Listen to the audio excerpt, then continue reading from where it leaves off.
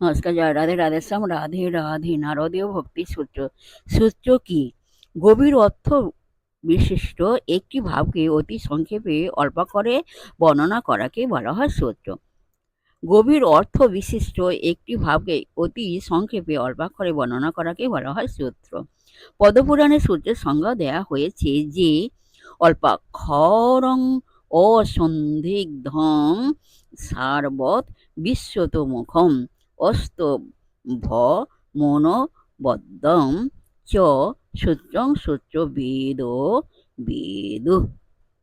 অল্পাক্ষর বিশিষ্ট অসন্দিগ্ধ পুনরাবৃত্তি দোষ রহিত অবিকল্প নির্দোষ গভীরার্থবোধক ও সংক্ষিপ্ত শব্দ সমষ্টই সূত্র।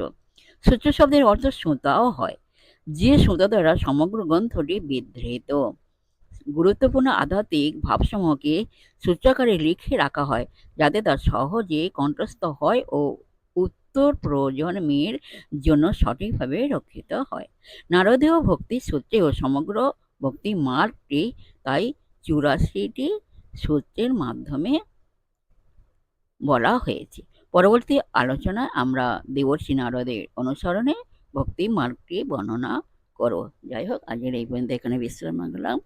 বিশেষ সুহৃদা ভক্তবৃন্দের উদ্দেশ্যে বলছি, প্রত্যেকের উদ্দেশ্যে বলছি, সবাই সুখে থাকবেন, শান্তি থাকবেন, আনন্দে থাকবেন, এক সেকেন্ডও নিরানন্দে থাকবেন না।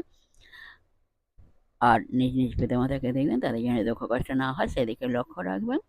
জয় রাধে রাধেশ্যাম, রাধে রাধে। জয় বৃন্দাবন বিহারী লাল কি জয়, কৃষ্ণ কানাইয়া লাল কি জয়, বাঙ্কে বিহারী লাল কি জয়, জয় রাধা শ্যাম সুন্দর লাল কি জয়, জয় মদন গোপাল কি জয়, কৃষ্ণ গোপাল কি জয়। জয় রাধে রাধেশ্যাম, রাধে রাধে। নমস্কার।